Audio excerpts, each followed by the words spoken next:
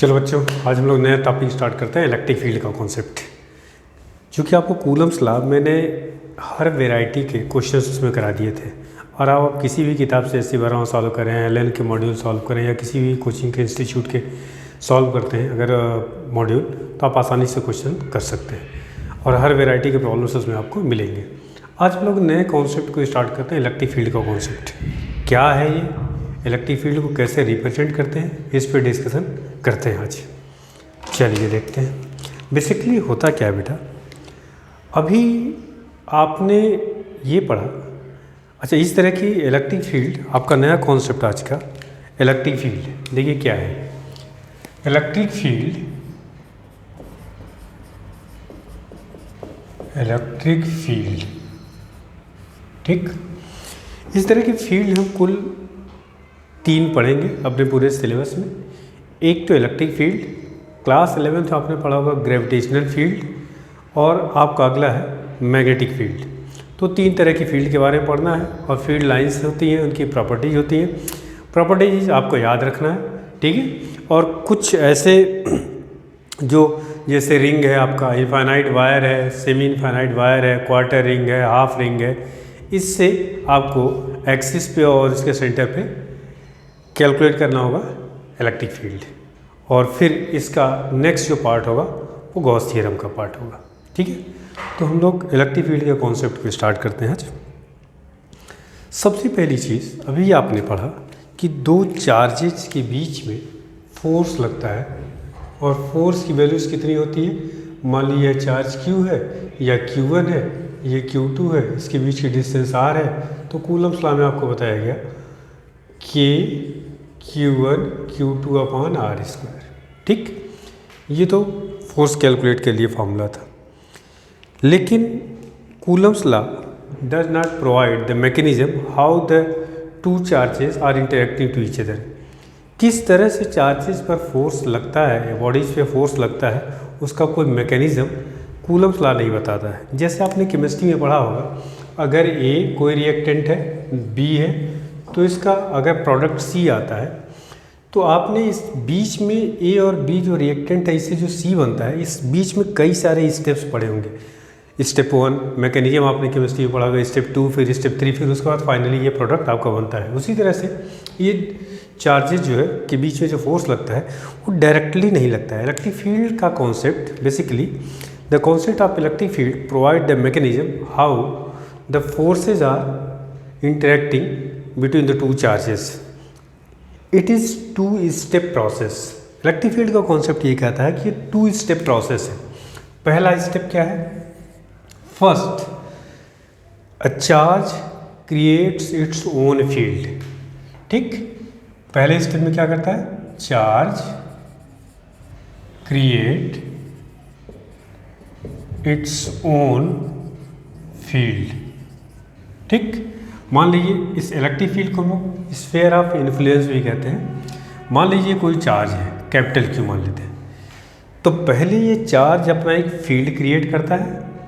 जिस तरह से कोई मास होता है, तो मास अपने चारों तरफ क्या करता है, ग्रेविटेशनल फील्ड क्रिएट करता है।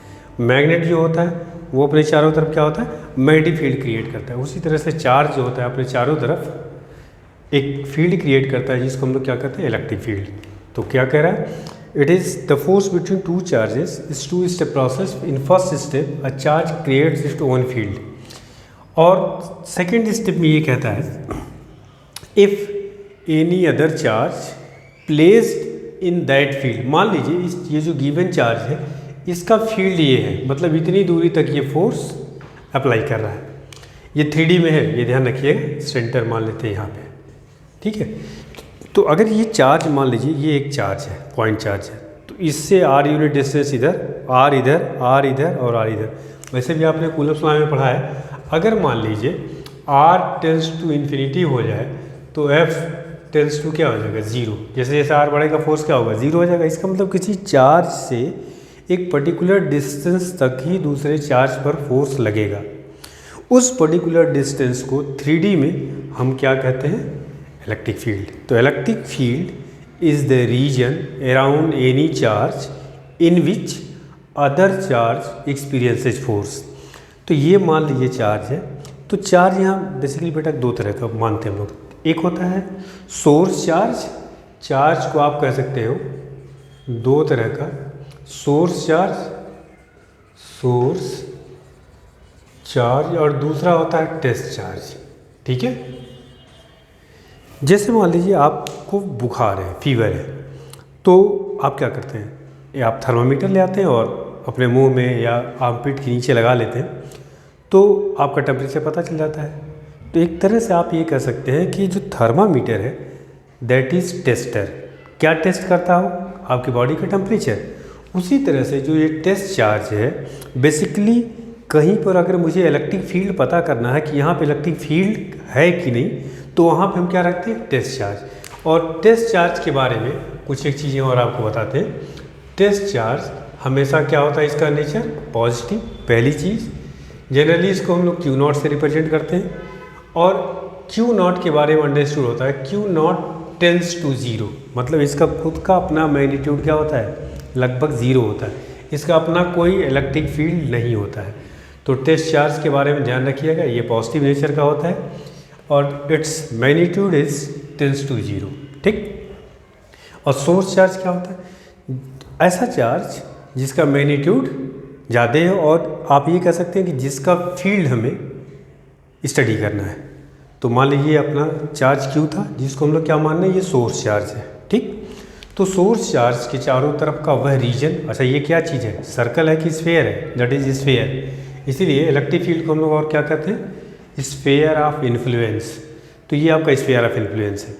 मतलब इस स्फेयर के अंदर सपोज कर लीजिए, अगर ये देखिए, ये मान लीजिए कोई चार्ज है बेटा, चार्ज से मान लीजिए 1 मीटर तक इसका रेंज है, यहाँ से 1 मीटर इधर भी होगा, 1 मीटर इधर, 1 मीटर इधर, 3D में। तो अगर आप इसको सभी पॉइंट्स को ज्वाइन करें तो क्या मिलेगा आपको, इमेजिन करिए, ये एक स्फेयर मिलेगा।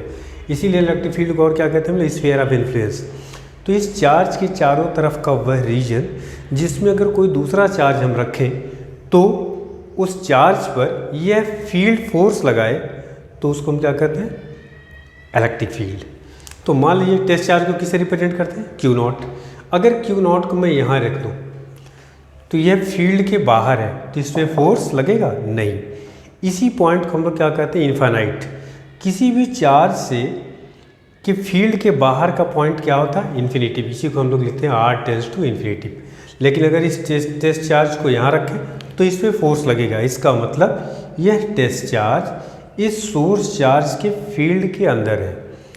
तो इलेक्ट्रिक फील्ड का कॉन्सेप्ट क्या कहता है कि the force between two charges is two step process. In first step a charge that is source charge create its own field, पहले इसने अपना फील्ड बनाया। And if in second step, if any other charge placed in the field of source charge, then field applied the force on that charge. It is two step process, दो step हो गया। एक पहले में तो अपना field बनाता है, और फिर दूसरे पार्ट में क्या कहा गया कि अगर इसके फील्ड के अंदर कोई और चार्ज रखा हुआ है तो उस चार्ज पे सोर्स चार्ज क्या लगाता है, फोर्स लगाता है। उसी को हम लोग क्या कहते हैं, इलेक्ट्रिक फील्ड। तो इलेक्ट्रिक फील्ड की डेफिनेशन क्या हो गई, electric field is the region around any charge in which other charges experience electrical force. ठीक उसी तरह से मैग्नेटिक फील्ड की भी डेफिनेशन होती है, और ग्रेविटेशनल फील्ड की भी। ग्रेविटेशनल फील्ड हम लोग क्या कहते हैं, gravitational field is the region around any mass in which other mass experiences force of attraction. तो उसको हम लोग क्या कहते हैं, ग्रेविटेशनल फील्ड कहते हैं। मैग्नेटिक फील्ड को हम लोग कहेंगे the region around any magnet in which the magnetic effect can be experience, तो उसको हम लोग बोलेंगे मैग्नेटिक फील्ड। खैर अभी मैं मैग्नेटिक फील्ड की बात नहीं कर रहा हूँ। तो ये आपका इलेक्ट्रिक फील्ड हो गया। ठीक, तो ये तो रहा कि इलेक्ट्रिक फील्ड क्या होता है। इलेक्ट्रिक फील्ड क्या होता है, किसी भी सोर्स चार्ज के चारों तरफ का वह रीजन जिसमें अगर कोई दूसरा चार्ज रखा जाए तो उस पर फोर्स लगे, उस रीजन को हम लोग क्या कहते हैं, इलेक्ट्रिक फील्ड। ठीक, ये तो रहा एक general definition, but mathematically how you will define the electric field at any point, उसको समझते हैं। और फिर फील्ड को कैसे रिप्रेजेंट करते हैं ग्राफिकली, और फील्ड की क्या क्या प्रॉपर्टीज होती उसके बारे में समझते हैं। देखिए बेटा, पढ़ाई तुम लोग करते रहो, नहीं तो ये लॉकडाउन और ये टाइम किस तरह से निकल जाएगा आपको पता भी नहीं लगेगा। मैं कोशिश करता हूँ कि आप लोगों की कोचिंग चूँकि बंद है तो आप लोगों की हेल्प जितना अधिक से अधिक हो सकता है वो मैं कर दूं। देखो बेटा यहाँ अब मैंने आपको कहा कि इलेक्ट्रिक फील्ड की डेफिनेशन हो के एक बेसिक है जिसको हम लोग जनरल आइडियाज़ कह सकते हैं कि इलेक्ट्रिक फील्ड के बारे में क्या होता है, लेकिन चूंकि हम लोग फिजिक्स पढ़ रहे हैं तो हर चीज़ को मैथमेटिकली भी डिफाइन करते हैं। मान लीजिए ये आपका सोर्स चार्ज है, ठीक है, Q, और ये इसका फील्ड है, मान लीजिए इलेक्ट्रिक फील्ड है या स्फीयर ऑफ इन्फ्लुएंस है। दूसरा चार्ज मान लीजिए Q0 इससे r यूनिट डिस्टेंस पे है, फील्ड के अंदर है, इसका मतलब इससे फोर्स लगेगा। ठीक, समझ में आ रही बात, फोर्स लगेगा। अब इस पर्टिकुलर पॉइंट पर इलेक्ट्रिक फील्ड का मैग्नीट्यूड क्या होगा, समझते हैं इसको mathematically. The electric field at any point, electric field को इसे रिप्रेजेंट करते हैं, इलेक्ट्रिक फील्ड कहिए या इंटेंसिटी ऑफ इलेक्ट्रिक फील्ड कहिए। इलेक्ट्रिक फील्ड पहले जनरल डेफिनेशन लिखता हूँ। Electric field at any point, मान लीजिए इस पॉइंट को ए कह दे रहा हूँ और ये सेंटर है इसका, इसको ओ से लिख दे रहा हूँ। Electric field at any point in the field is defined as force per unit charge या F अपॉन Q0। NCERT में आप पढ़ेंगे तो ऐसे लिखा होगा, limit Q0 tends to 0 F upon Q0। ठीक, और ये vector quantity force, electric field भी क्या होती है, वेक्टर क्वांटिटी। दूसरी चीज़ मैंने आपको पहले ही बता दिया था, Q0 टेंस टू 0 NCERT की ये लैंग्वेज है, लेकिन बहुत सारी किताबों में इसको ऐसे लिखा हो क्योंकि आपको बताया कि ये अंडरस्टूड होता है कि Q0 टेंस टू 0, तो इसको हम ऐसे भी लिख सकते हैं, E equals to F upon Q0। This is the mathematical definition, या ऐसे भी लिखा जा सकता है E equal to F upon Q। ठीक, इसका मतलब अगर किसी पॉइंट पर इलेक्ट्रिक फील्ड, जैसे इस पॉइंट पर मेरे को पता है इलेक्ट्रिक फील्ड की यूनिट क्या होगी, देखिए यहाँ से न्यूटन पर कूलम, पहली चीज़। दूसरा, ये इलेक्ट्रिक फील्ड स्केलर क्वांटिटी है, वेक्टर क्वांटिटी समझिए। चार्ज आपका क्या है, स्केलर है। फोर्स आपका क्या है बेटा, वेक्टर है। तो फोर्स अगर वेक्टर है तो इलेक्ट्रिक फील्ड भी क्या होगा, वेक्टर होगा। यहाँ से आप इसको ऐसे भी लिख सकते हैं, F equal to E into Q, बहुत काम का फॉर्मूला है ये, ध्यान रखिएगा। इसका मतलब ये हुआ, अगर किसी पॉइंट पर इलेक्ट्रिक फील्ड पता है और उस पॉइंट पे कोई चार्ज क्यू रखा हुआ है, तो उस चार्ज पर लगने वाला फोर्स आप निकाल सकते हैं ई इंटू क्यू करके। मान लीजिए इस पर्टिकुलर पॉइंट पर ए पर इलेक्ट्रिक फील्ड मेरे को पता है 5 न्यूटन पर कूलम, और यहाँ पे मैंने एक चार्ज सपोज कर लो Q इक्वल टू 2 कूलम रख दिया। कितना रख दिया, 2 कूलम। इसका मतलब क्या हुआ, इस चार्ज पर फोर्स कितना लगेगा, E इंटू क्यू, ई की वैल्यू 5 और Q की वैल्यू 2, इसका मतलब कितना हो जाएगा 10 न्यूटन। अगर 3 कूलम रख दो तो कितना हो जाएगा 15 न्यूटन। ठीक, तो इसका मतलब ये जो दे रखा है यह charge force per unit charge, मतलब अगर यूनिट चार्ज में रखूँ मान लो 1 कूलम का, तो उसमें फोर्स कितना लगेगा 5 न्यूटन। 2 कूलम रखूँ तो 3 न्यूटन, 3 कूलम रखूँ तो कितना लगेगा 15 न्यूटन। तो इसका मतलब अगर किसी पर्टिकुलर पॉइंट पर हमें इलेक्ट्रिक फील्ड पता है, इसका मतलब यह हुआ कि उस पॉइंट पर अगर मैं यूनिट चार्ज रखूँ तो उस पर उतना फोर्स लगेगा। ठीक, और अगर चार्ज की वैल्यू बढ़ाता जाऊँगा तो आपकी यहाँ पे फोर्स की वैल्यू क्या हो जाएगा, मल्टीप्लाई हो जाएगा इस फॉर्मूले से। ठीक, दूसरी चीज़, यह वेक्टर तो ये भी वेक्टर, इलेक्ट्रिक फील्ड का डायरेक्शन होगा क्या होगा, जो फोर्स का डायरेक्शन होगा वही क्या होगा, इलेक्ट्रिक फील्ड का डायरेक्शन होगा, ध्यान रखिएगा। ठीक है, तो ये तो रहा इसका basic formula, electric field at any point E equal to F upon Q0 या E equal to F upon Q। ये हो गया इसका यूनिट। इसका डायरेक्शन, ये स्केलर है या वेक्टर, ये मैंने आपको बताया, और डायरेक्शन इलेक्ट्रिक फील्ड का वही होगा जो फोर्स का होगा। समझ में आ गई बात। तो इसका सीधा सीधा मतलब अगर किसी पॉइंट पे मेरे को इलेक्ट्रिक फील्ड पता है तो हम वहाँ पर किसी चार्ज को अगर रख दें तो उस चार्ज पर कितना फोर्स लगेगा वह हम निकाल सकते हैं। एक चीज़ ध्यान रखिएगा, ये जो इलेक्ट्रिक, इस फॉर्मूले में जो फोर्स निकालना है, ये जो इलेक्ट्रिक फील्ड है ये इस चार्ज का फील्ड नहीं है, ये किसी और चार्ज का है जिसको हम लोग सोर्स चार्ज कर रहे हैं, उसका फील्ड है, उसकी वजह से। ठीक है, और उस इलेक्ट्रिक फील्ड को जिस चार्ज को रखा जा रहा है उसमें मल्टीप्लाई करके हम फोर्स कैलकुलेट करेंगे। समझ में आ गई बात। ये तो रहा बेसिक इसका डेफिनेशन। या जिसको आप कह सकते हैं मैथमेटिकल डेफिनेशन है। ध्यान रखिएगा, किसी पॉइंट पर इलेक्ट्रिक फील्ड अगर मेरे को निकालना हो तो वहाँ एक चार्ज रखिए, चार्ज पे कितना फोर्स लग रहा है, force divided by the charge is defined as the electric field intensity या electric field at that point. ठीक, और आगे बढ़ते हैं इसमें बेटा।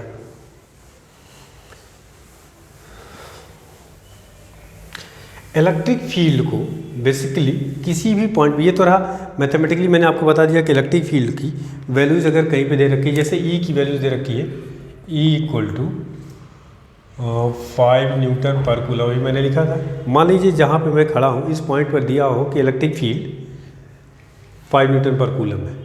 ठीक, ये तो इसका मैग्नीट्यूड होगा। ग्राफिकली जैसे मैं कह दूँ इस बोर्ड पर इस यहाँ पर इलेक्ट्रिक फील्ड है, तो इसको कैसे मैं रिप्रेजेंट करूँगा, क्योंकि ये ग्राफिकल रिप्रेजेंटेशन की बात करें। जैसे मान लीजिए हम लोग कहते हैं कि भगवान यहाँ पर है या मंदिर में भगवान है, तो हम लोग क्या करते हैं, या वहाँ पे एक मूर्ति बनाते हैं, मूर्ति बना करके हम इमेजिन कर लेते हैं कि हाँ ऐसा है। लेकिन चूंकि साइंस है, साइंस की लैंग्वेज हमेशा एक जैसी होती है, तो हर जगह इलेक्ट्रिक फील्ड को रिप्रेजेंट करने के लिए लाइन्स को यूज़ करते हैं।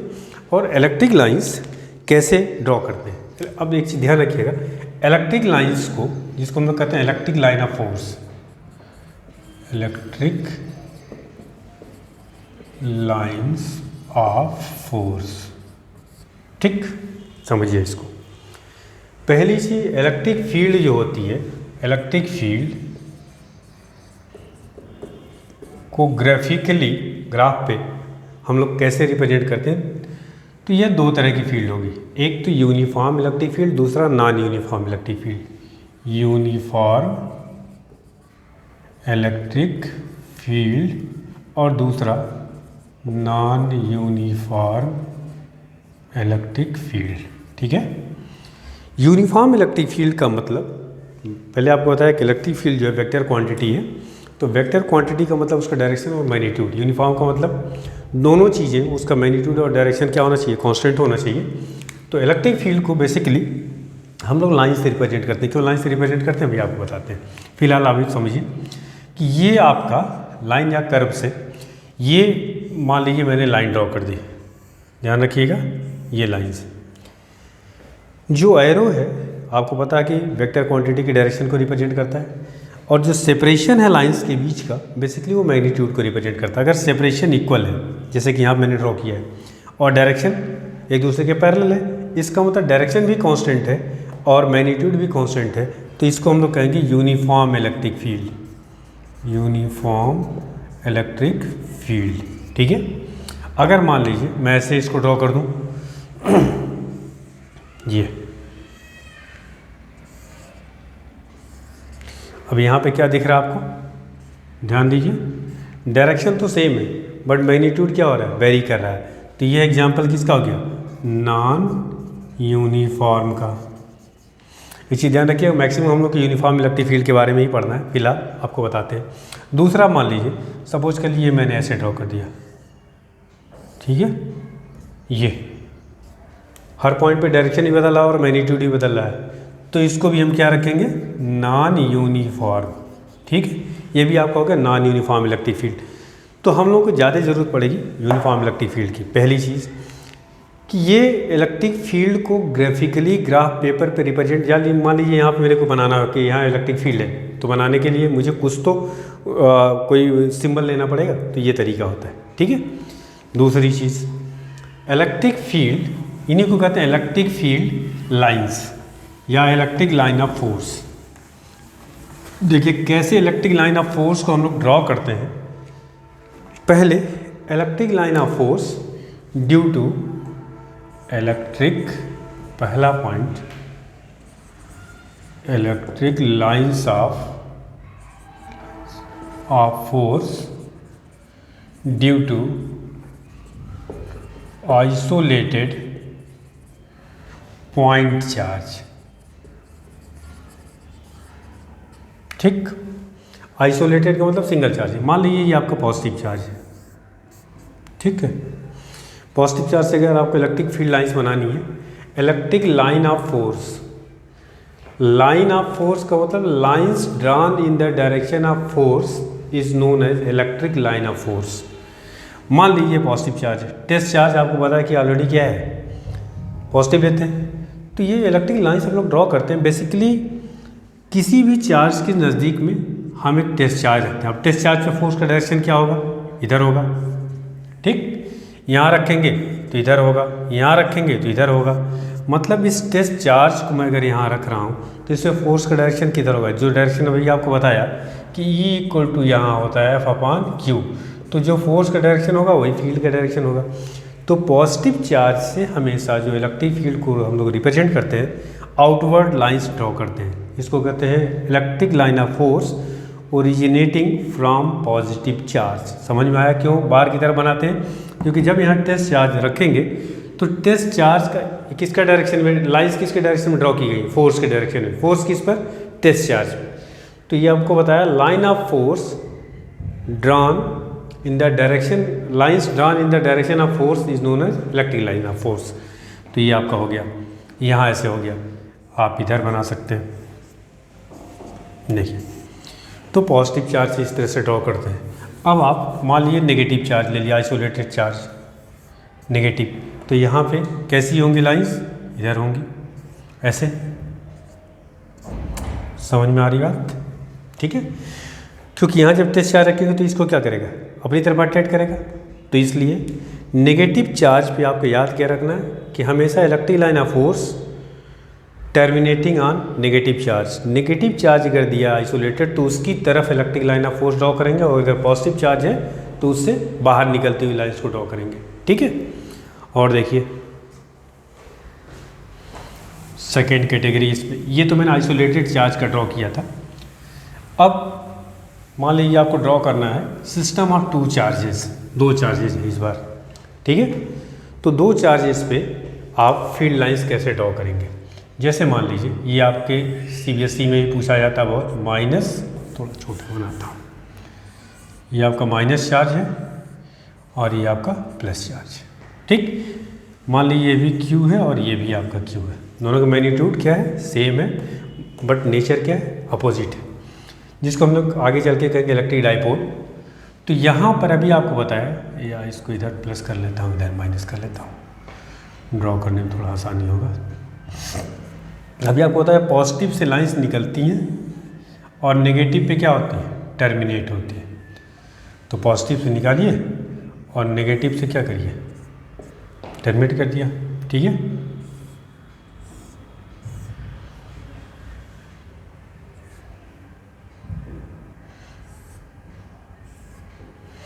ठीक, सॉरी, ये आपकी लाइंस बाहर की तरफ पॉजिटिव चार्ज से और नेगेटिव चार्ज में अंदर की तरफ। ये आपका हो गया डाइपोल का, ये आपके एग्ज़ाम में पूछा जाता है।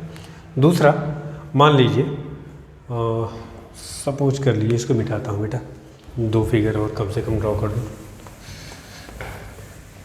सिस्टम ऑफ टू चार्जेस पे सपोज कर लीजिए दोनों चार्ज आपके इस बार पॉजिटिव है। कैसे है, पॉजिटिव, और दोनों का मैग्नीट्यूड ये Q1 है, ये Q2 है। सपोज कर लीजिए Q1 इक्वल टू Q2 दे रखा है। ठीक, तो ध्यान रखिएगा इसके मिड पॉइंट पर दोनों का मैग्नीट्यूड सेम है और नेचर भी सेम है। तो मिड पॉइंट पे क्या मिलेगा, न्यूट्रल पॉइंट। मतलब अगर यहाँ मैं टेस्ट चार्ज रखूँ तो इस पर ये वाला चार्ज इधर फोर्स लगाएगा और ये वाला इधर, तो ये क्या हो जाएगा, नेट फोर्स इस Q0 पे क्या आएगा, 0। इसका मतलब ये न्यूट्रल पॉइंट इसको कहेंगे। तो देखिए यहाँ से कैसे ड्रॉ करते हैं इसको, ये आपका पॉजिटिव चार्ज से निकलता हुआ कुछ इस तरह से। यहाँ ध्यान रखना आपको Q1 इक्वल टू क्या है, Q2, और ये ठीक है।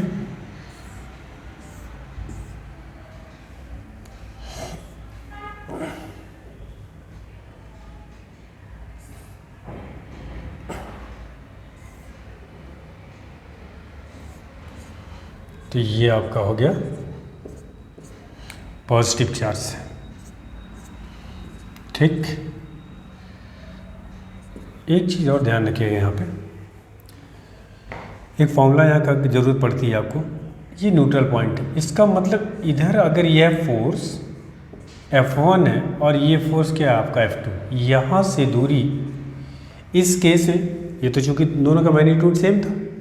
चलिए इसको सेकेंड पार्ट में बताता हूँ। एक फॉर्मूला इस पे आता है, इस पर ज़रूरत पड़ती है। मान लीजिए ये सेम है, Q1 is not equal to Q2, suppose कर लीजिए ये है पॉजिटिव और ये भी आपका पॉजिटिव है, ठीक है, यह Q1 और ये Q2, ठीक। इस केस में Q1 is greater than Q2 या Q1 is not equal to Q2 कर सकते हैं आप।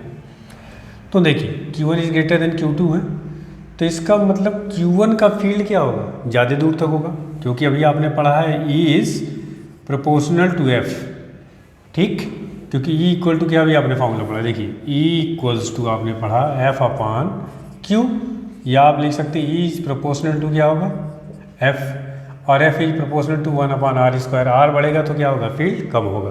तो इसका मतलब चार्ज जो है, और यहाँ पे जो डिस्टेंस है सोर्स चार्ज से, ये क्या चीज़ है, सोर्स चार्ज से डिस्टेंस है, जैसे जैसे बढ़ेगा तो फील्ड की वैल्यू क्या होगी, घटेगी। तो ये सोर्स चार्ज, इसका मैग्नीट्यूड क्या दे रखा है बेटा, ज़्यादा दे रखा है। तो अगर ये सोर्स चार्ज अधिक है तो इसका मतलब इसका फील्ड क्या होगा, ज़्यादा दूर तक होगा, ठीक है। तो यहाँ पर आपका न्यूट्रल पॉइंट यहाँ कहीं मिलेगा। तो आप कैसे ड्रॉ करेंगे, कुछ ऐसे, मान लो यहाँ से ये डिस्टेंस R1 है और ये डिस्टेंस कितनी है R2। देखिए इसको कैसे ड्रॉ करेंगे,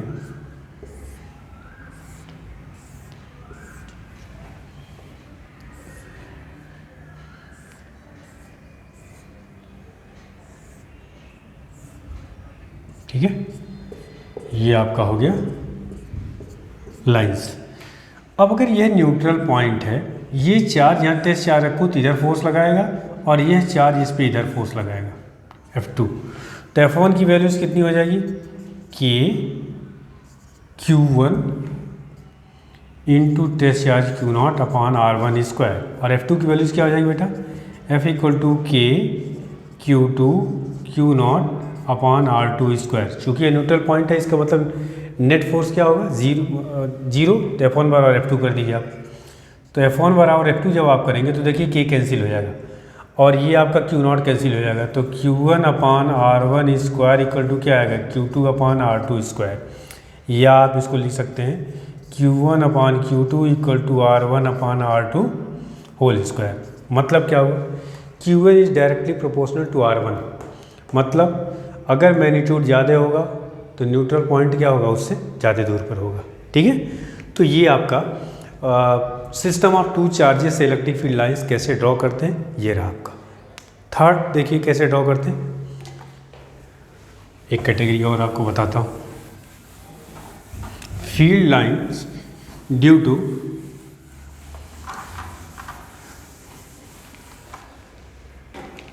to line charge. Field lines due to line charge and अपोजिटिवली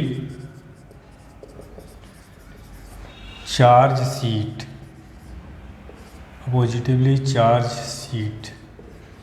जैसे मान लीजिए ये कोई एक लाइन चार्ज है, ठीक है, पॉजिटिव चार्ज है ये मान लीजिए, तो इससे कैसे बनाएंगे फील्ड बाहर की तरफ, ठीक। और इधर भी आपका कुछ इसी तरह से, ठीक है। लेकिन अगर मान लीजिए कि दो अपोजिटिवली चार्ज कंडक्टर है या प्लेट है या सीट है, ये मान लीजिए आपका पॉजिटिव चार्ज है और ये आपका नेगेटिव, जैसा कि आपने पढ़ा है किसमें, अभी आगे चल के हम लोग पढ़ेंगे कैपेसिटर में, ठीक है। तो कैसे ड्रॉ करेंगे, इधर ऐसे ड्रॉ करेंगे, ये यूनिफॉर्म फील्ड होता है और यहाँ पे फील्ड लाइंस कर्व होती हैं जिसको हम लोग कहते हैं एज इफेक्ट, ठीक है। तो इस तरह से ड्रॉ करते हैं। ये तो रहा आपका कुछ इलेक्ट्रिक फील्ड लाइंस को डिफरेंट केसेस में किस तरह से ड्रॉ करते हैं, ठीक है।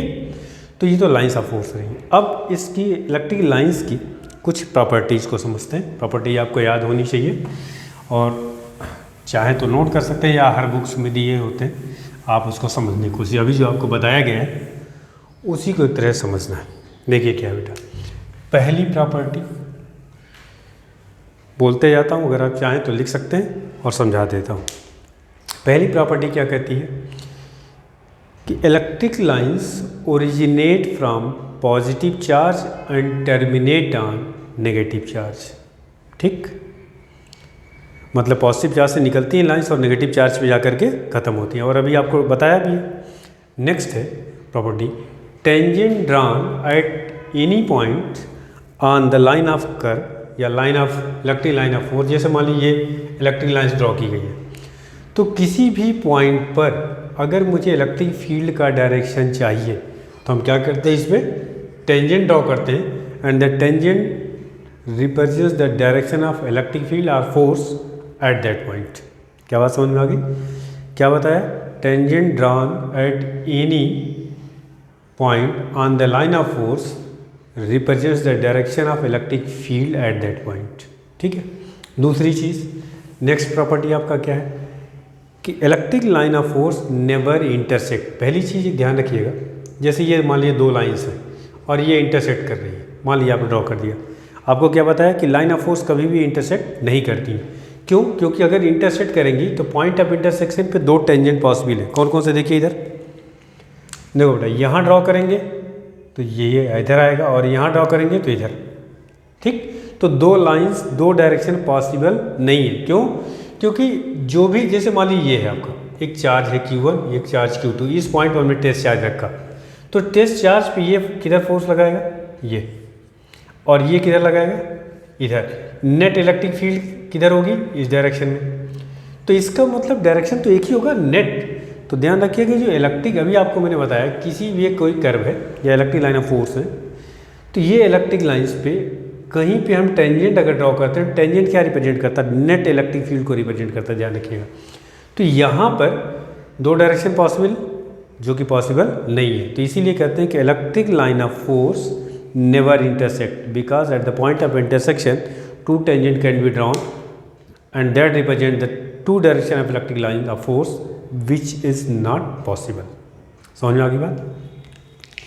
नेक्स्ट प्रॉपर्टी है इसकी, ध्यान दीजिएगा, electric line of force do not pass through the conductor. कभी भी कंडक्टर के अंदर इलेक्ट्रिक लाइंस नहीं होती, ध्यान रखना। जैसे ये कोई कंडक्टर है और इलेक्ट्रिक फील्ड के अंदर रखा हुआ है, तो ये ध्यान रखना है, इसके अंदर, कंडक्टर के अंदर इलेक्ट्रिक लाइंस नहीं होगी। ठीक, तो ये next property, it do not pass through the conductor. अगली प्रॉपर्टी है कि the density of electric line of force is directly proportional to the strength of electric field. जैसे मान लीजिए ये, या ऐसे बनाता हूँ फिगर, मान लीजिए ये एक पॉइंट मैंने यहाँ ड्रॉ किया और एक पॉइंट मैंने यहाँ ड्रॉ कर दिया।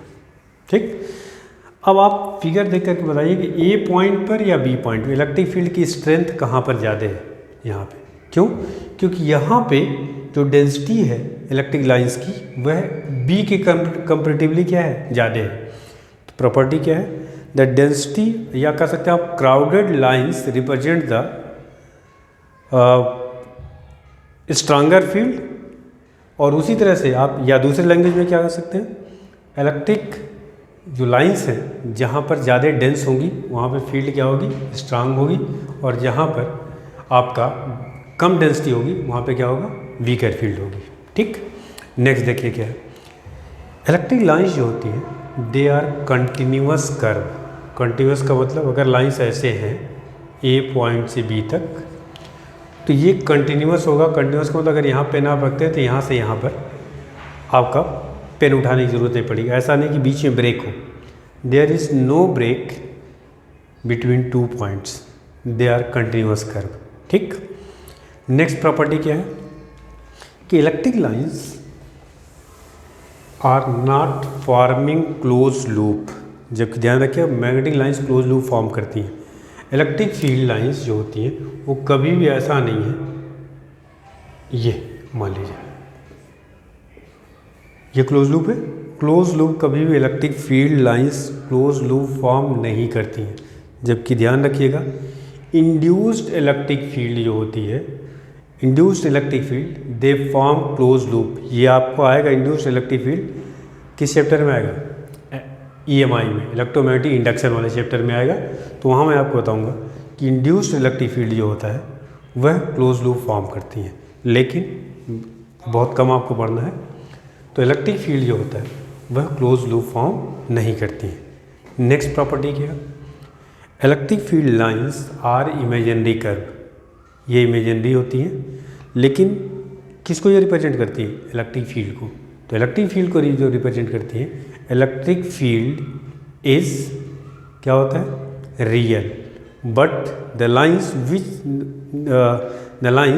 विच represents the electric field is the real but the lines are imaginary.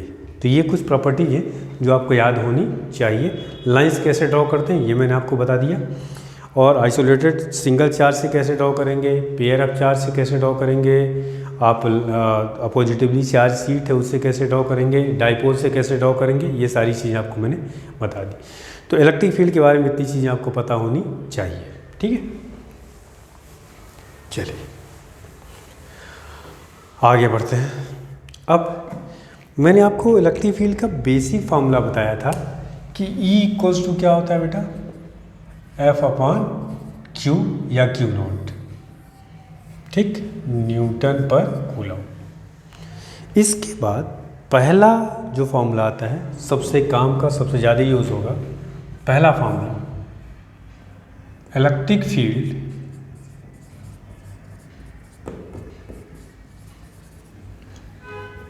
Due two point charge, ठीक है। देखिए अगर मान लीजिए ये कोई चार्ज है, चलिए सोर्स चार्ज को मैं Q से ही रिप्रेजेंट कर रहा हूँ, ठीक है। इससे R यूनिट डिस्टेंस पर फील्ड की इंटेंसिटी कैलकुलेट करनी है। मान लीजिए इस पॉइंट को P मान लेते हैं, तो क्या करेंगे, यहाँ पे जिस पॉइंट पर फील्ड निकालना होता है, क्या मैंने आपको सिखाया, वहाँ पे एक चार्ज रखिए, टेस्ट चार्ज या सिंपल कोई भी चार्ज रख सकते हैं। चलिए टेस्ट चार्ज ही रख लेता हूँ, ठीक है, ये आपका टेस्ट चार्ज है। अब क्या करेंगे, इस पॉइंट हमें इलेक्ट्रिक फील्ड चाहिए। बेसिक फार्मूला सिंस आपको पता है, E equal to F/Q nought, पहला इक्वेशन।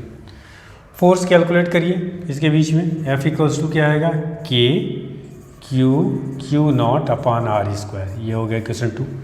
ये F की वैल्यू इक्वेशन 1 में सब्स्टिट्यूट कर लीजिए तो आपका इलेक्ट्रिक फील्ड आ जाएगा। तो E इक्वल टू आ गया, देखिए F/Q नॉट, तो Q नॉट कैंसिल हो जाएगा, तो क्या आएगा फॉर्मूला, Q/R², ठीक, समझ में आ गई बात। इसका डायरेक्शन क्या होगा, मैंने आपको बताया इस फोर्स पे डायरेक्शन क्या होगा, इधर होगा, ठीक है। तो यहाँ पे ये तो F का डायरेक्शन और यही फील्ड का डायरेक्शन होगा। तो आप इसको चाहें तो ऐसे भी लिख सकते हैं, वेक्टर फॉर्म में लिखना हो, E equals to KQ/R² into R², किसी भी वेक्टर को लिखने का तरीका, ठीक है। तो ये तो आपका तरीका हो गया वेक्टर फॉर्म में लिखने का, ठीक। चलिए इसको वेक्टर फॉर्म में बता दिए, बेसिक फॉर्मूला है बेटा। इसका मतलब ये हुआ कि इलेक्ट्रिक फील्ड अगर किसी चार्ज से चाहिए तो आपको क्या पता होना चाहिए, जिस चार्ज से इलेक्ट्रिक फील्ड निकालना वो चार्ज का मैग्नीट्यूड पता होना चाहिए और कितनी डिस्टेंस से निकालना वो पता होना चाहिए। मतलब अगर यहाँ से देखिए इस फॉर्मूले से देख करके क्या लगता है बेटा, जैसे जैसे R बढ़ेगा तो E की वैल्यूज़ क्या होगी, घटेगी। यूँ समझिए जैसे बल्ब होता है, बल्ब से रोशनी निकलती है, तो जितने ही दूर जाते हैं तो इंटेंसिटी क्या होती है, कम होती है, और एक टाइम आता है क्या हो जाता है, अंधेरा हो जाता है। तो उसी तरह से जैसे जैसे सोर्स चार्ज से आप दूर जाएंगे उसकी इंटेंसिटी घटेगी, और एक समय क्या आ जाएगा, R टेंस टू 0, तो इलेक्ट्रिक फील्ड क्या हो जाएगा, अगर R टेंस टू इन्फिनिटी तो E की वैल्यूज़ क्या हो जाएगी, 0 हो जाएगा। तो इसका मतलब इन्फाइनाइट डिस्टेंस पर क्या हो जाएगा, इसकी वैल्यूज़ 0 हो जाएगी, ठीक है। तो ये बेसिक फॉर्मूला याद रखें, E इक्वल टू KQ/R², है किससे है, किस चार्ज से इलेक्ट्रिक फील्ड है, E से। आइसोलेटेड सिंगल चार्ज Q से R यूनिट डिस्टेंस पर ये फील्ड का फॉर्मूला है, ठीक है।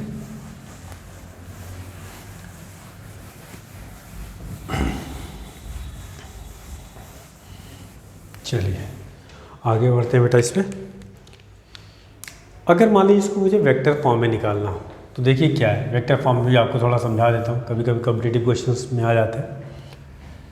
मान लीजिए है कि आपका सोर्स चार्ज है Q, जिसकी पोजीशन वेक्टर है R1, और इससे इतनी डिस्टेंस, एक ये पॉइंट है A, ये पॉइंट मान लेते हैं P, जहाँ पर हमें इसकी वजह से फील्ड निकालना, इसका पोजीशन वेक्टर है R2, ठीक है।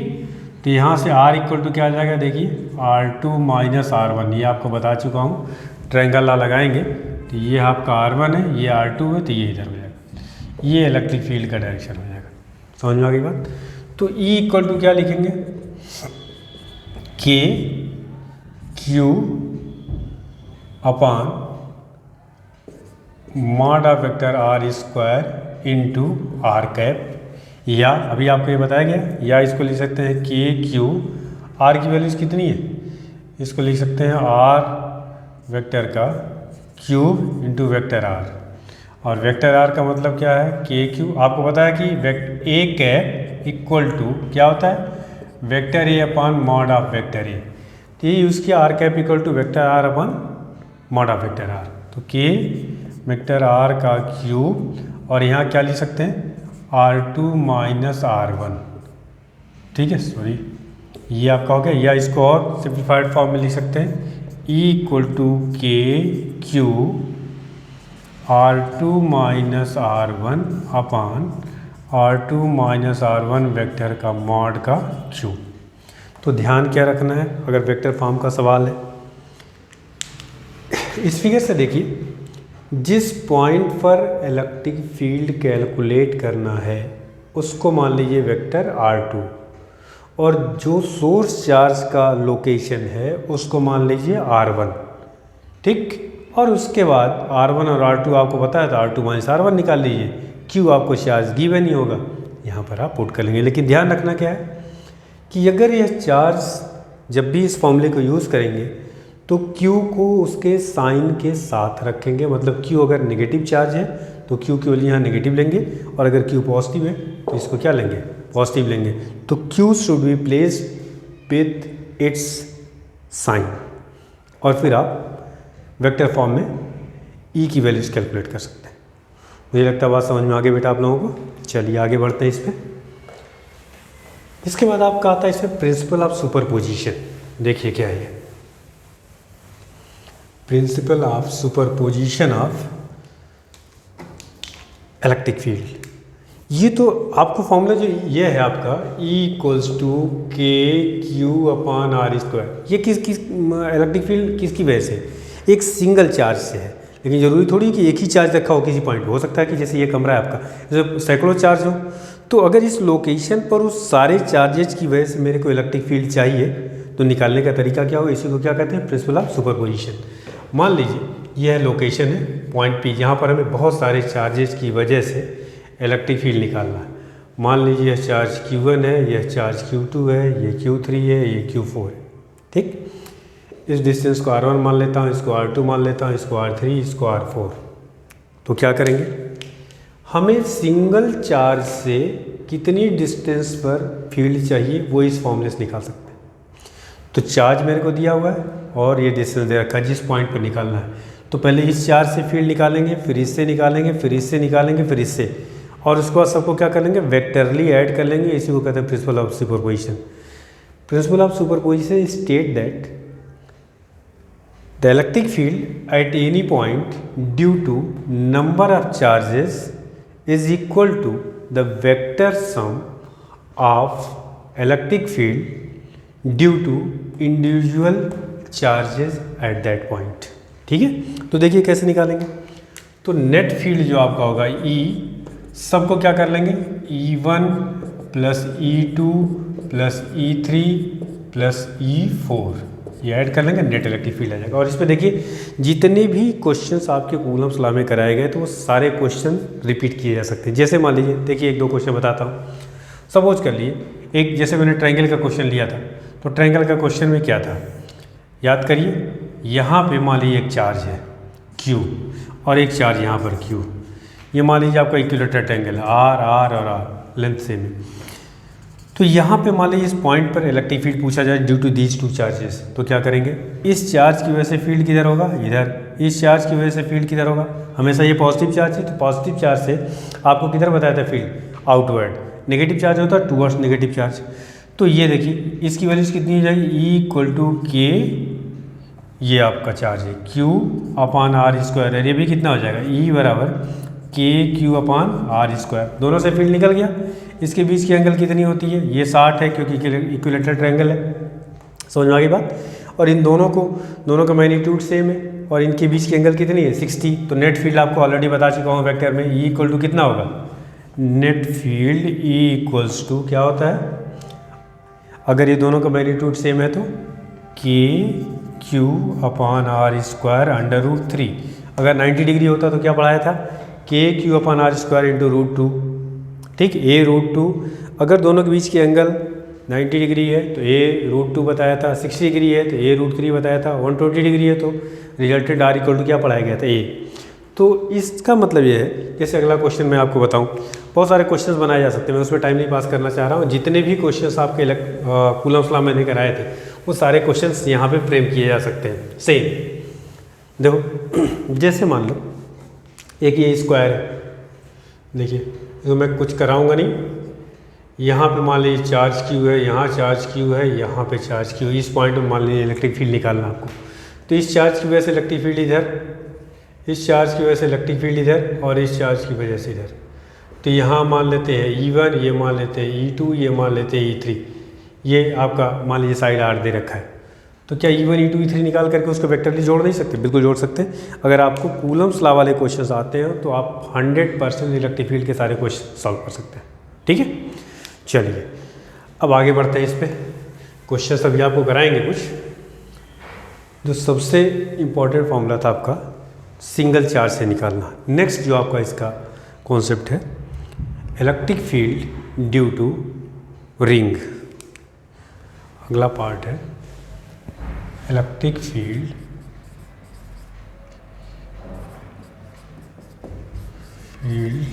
Due to uniformly charged ring at axial point, मतलब रिंग के एक्सिस पे आपको इलेक्ट्रिक फील्ड कैलकुलेट करना, बहुत ही इंपॉर्टेंट फॉर्मूला है बेटा। इसको समझते हैं पहले, फिर इस पे क्वेश्चन सभी एक्सरसाइज के प्रॉब्लम्स आपको कराएंगे। जो सीट है कोचिंग की उसके सीट से सारे क्वेश्चंस आपको करा देंगे। जो अपने सीट में आपने देखा होगा कि जो एक्सरसाइज 3 है वो इलेक्ट्रिक फील्ड के कॉन्सेप्ट पे भी बेस्ड है। चौथी एक्सरसाइज आपको गॉस थ्योरम पे बेस्ड है। तो पहले इसको समझते हैं। देखिए ये मान लीजिए रिंग है, इसका मतलब समझ रहे हैं, ये सर्कुलर रिंग है, ये यूनिफॉर्मली चार्ज्ड है, ठीक। चलिए इधर चार्ज थोड़ा हटा रहा हूँ ताकि फिगर अच्छी बने। मान लीजिए इसका रेडियस r है और इससे सपोज कर लिए x डिस्टेंस पर एक पॉइंट P है जहाँ पर मेरे को इलेक्ट्रिक फील्ड चाहिए इसकी वजह से। चलिए यहाँ पे चार्ज बना दे रहा हूँ, ठीक है। रिंग ऐसा बनाने का मतलब क्या हुआ, रिंग ऐसे है बेटा। देखो रिंग अगर मैं देखो कभी भी जब भी सर्कल बनाया जाता है तो ध्यान देना, सर्कल अगर ऐसे बना है इसका मतलब the plane of the circle lies on the plane of board, मतलब सर्कल ऐसे रखा हुआ है। और अगर ऐसे बनाया तो इसका मतलब सर्कल ऐसे रखा हुआ खड़ा। और अगर मान लीजिए ऐसे बनाया हुआ ऐसे, तो इसका मतलब सर्कल ऐसे रखा हुआ है। तो ध्यान रखना। तो ये आपका सर्कल देखिए,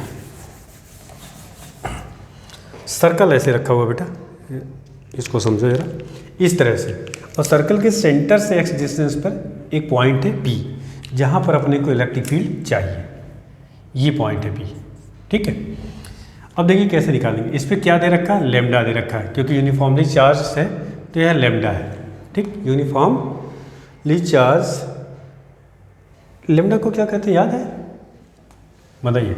इस पर मान लीजिए टोटल चार्ज Q है तो लेमडा इक्वल टू कितना हो जाएगा, आपने पढ़ा है lambda is the linear charge, just पहले बता चुका हूँ। और दैट इक्वल टू क्या होता है Q अपान L। तो इसकी टोटल लेंथ कितनी है, 2 पाई r। तो इसको आप ले सकते हैं Q अपान 2 पाई r। तो लेमडा ये आपको दे रखा है, लेमडा इक्वल टू दिस, ठीक है। और कितने डिस्टेंस पे निकालना, x डिस्टेंस, मतलब ये भी गिवन है। और ये आपका r जो है रिंग है तो ये भी गिवन है। तो इसका मतलब r कांस्टेंट है, x कांस्टेंट है और ये Q आपका कांस्टेंट है, ठीक। लेमडा आपका गिवन है। अब देखिए इसको कैसे सॉल्व करेंगे बेटा। अभी आपने पढ़ा है कि जो बेसिक हमारा फार्मूला है E equal to k Q by are square. हम किसी भी पॉइंट चार्ज से आर यूनिट डिस्टेंस पे इलेक्ट्रिक फील्ड निकाल सकते हैं, बाकी कुछ नहीं। तो सबसे पहले, अब ये क्या पॉइंट चार्ज है क्या? नहीं। तो क्या आपको तरीका बताया गया था, इसको पहले तोड़ना पड़ेगा, छोटे छोटे डी क्यू चार्जेस में इसको तोड़ दें पूरे चार्ज को। तो देखिए कैसे रिंग को तोड़ते कैसे हैं। मान लीजिए यहाँ से एक हमने एलिमेंट ले लिया, इस एलिमेंट को मैं लिख रहा हूँ डी एल, ठीक। इस पे मान लीजिए चार्ज है डी क्यू, तो डी क्यू की वैल्यूज कितना हो जाएगा, लेमडा इंटू डी एल। क्या बात समझ में आ गई? तो इस डी क्यू चार्ज से तो ये पॉइंट चार्ज हो गया, इस पॉइंट पी पर हम इलेक्ट्रिक फील्ड निकाल सकते हैं। और फील्ड का डायरेक्शन क्या होगा, इस चार्ज से इस पॉइंट को पहले ज्वाइन करिए, चूँकि ये पॉजिटिव डी चार्ज है तो बाहर की तरफ होगा। ये आपका इलेक्ट्रिक फील्ड का डायरेक्शन हो जाएगा डी। इसी के डायमेट्रिकली अपोजिट दूसरा एलिमेंट हमने ले लिया यहाँ पे, सेम वही डी एल है इसकी लेंथ, और इसमें जो चार्ज है D Q equal to lambda into क्या हो गया डी एल। इसकी वजह से जो फील्ड का डायरेक्शन होगा वो किधर होगा, इधर होगा, डी ई, ठीक। अब देखिए जरा, अगर मान लो इस एंगल को मैं थीटा मान लूँ तो ये भी कितना होगा, थीटा ही होगा, ठीक। अब जब भी आपको कोई वेक्टर क्वांटिटी आप लिख ली हो, मतलब तिरछी हो, जिसको कहते हैं टेढ़ा, हम अपने लैंग्वेज में कहते हैं, तो उसको क्या करते हैं बेटा हम लोग, उसको तोड़ते हैं। तो ये थीटा, तो ये भी थीटा, ये भी थीटा, इसको रिजॉल्व करेंगे तो डी का कंपोनेंट इधर कितना आ जाएगा, डी कॉस थीटा, इसका भी और इसका भी क्या आएगा, डी कॉस थीटा। क्या बात समझ में आ गई? इसका वर्टिकल कंपोनेंट इधर जाएगा इस वाले का, तो क्या आएगा ये डी साइन थीटा, और इधर कंपोनेंट क्या आएगा, डी साइन थीटा। और डी की वैल्यूज कितनी हो जाएगी, लिख लीजिए आप। देखिए फॉर्मूला क्या होता है, के क्यू बाई आर स्क्वायर। तो के कितना है आपका, के ही रहेगा।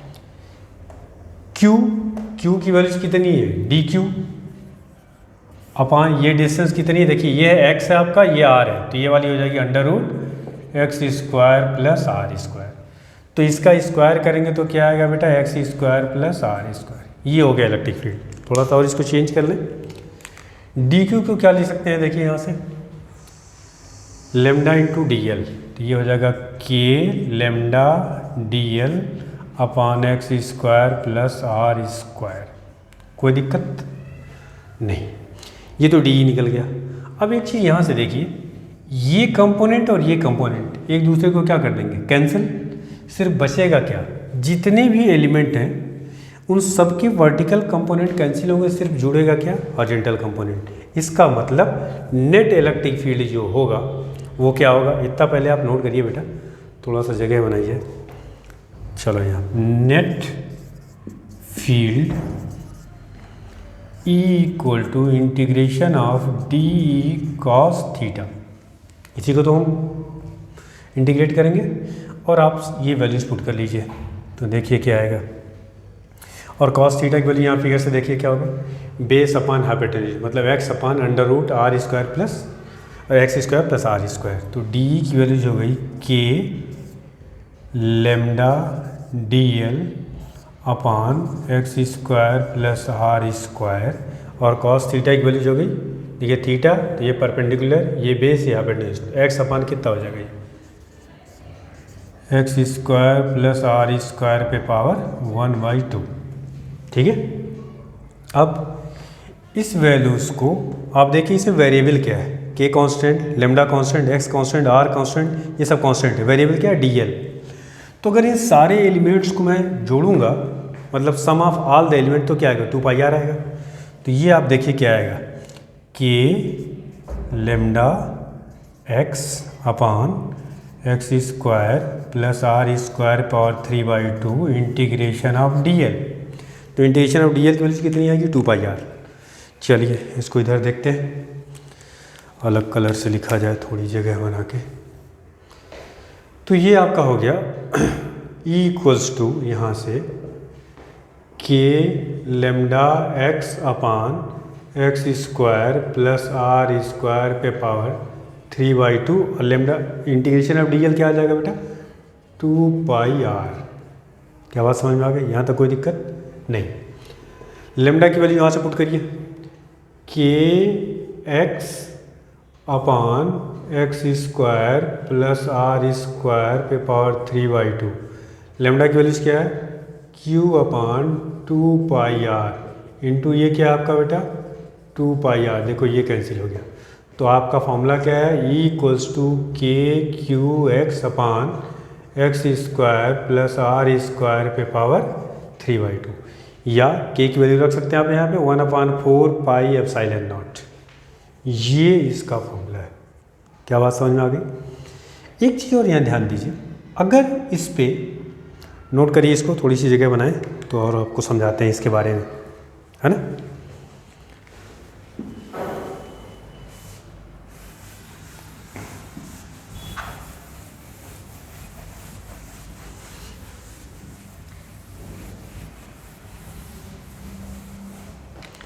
देखो यहाँ बेटा, आपका जो फॉर्मूला आया E equal to k q x upon x square plus are square पे पावर 3/2, ठीक है।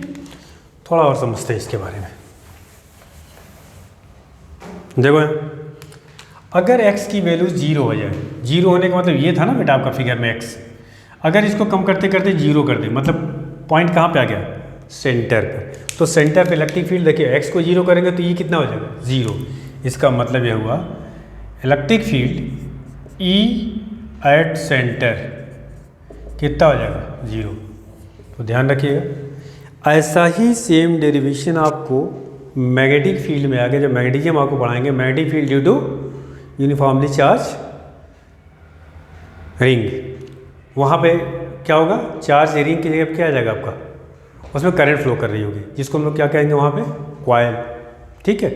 तो वहाँ पर सेंटर पे फॉर्मूला मतलब मैग्नेटिक फील्ड 0 नहीं होगा, ठीक है। यहाँ पे सेंटर पे इलेक्ट्रिक फील्ड कितना हो रहा है, 0, और x दूरी पर क्या हो रहा है, ये आपके पास फॉर्मूला है, ठीक है। इसको नोट करिए।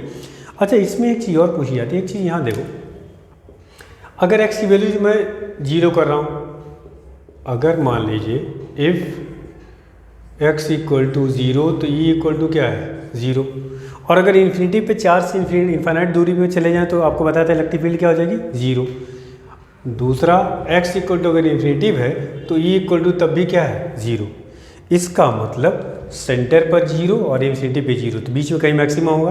क्वेश्चन जेई में ये पूछा गया, find the maximum values of electric field and find the distance where the electric field is maximum, मतलब कितनी दूरी पे इलेक्ट्रिक फील्ड मैक्सिमम होगा और वह मैक्सिमम वैल्यूज़ क्या होगी, ठीक है। तो हालांकि इसको इंटीग्रेट करेंगे, आपको मैक्सिमम मिनिमम यूज़ करना होगा, इसको डिफ्रेंशिएट करेंगे, डिफ्रेंशिएट करने के बाद डी अपान डी एक्स को 0 करेंगे, ठीक है, और 0 करके वहाँ से x की वैल्यू निकालेंगे, ये वैल्यू जाएगी r/√2, मतलब 0.07 इंटू r। उस पर एक ग्राफ पूछा जाता है और ग्राफ पे जेई में क्वेश्चन पूछे गए हैं कई बार, तो उसका उस पार्ट को अभी मैं डिस्कस आपको बाद में करूँगा। फिलहाल नीट और बोर्ड के लिए ये ही आपका इम्पोर्टेंट है, ठीक है, तो उस पर डिस्कशन अभी करूँगा बाद में, ठीक। चलिए, आज की क्लास इतनी, कल इस पर रिंग के बाद आपको मैं आर्क के बारे में बताऊँगा, electric field due to arc, बहुत ही इंपॉर्टेंट, और फिर अगली क्लास में हम लोग इस पर क्वेश्चंस करेंगे, ठीक है बेटा। और थोड़ी अपनी पढ़ाई पे ध्यान रखो, तुम लोग घर पे बैठे बैठे बिल्कुल मस्त ना हो जाओ कि हाँ चलो फुर्सत मिल गई आराम करें, ठीक है। थैंक यू बेटा।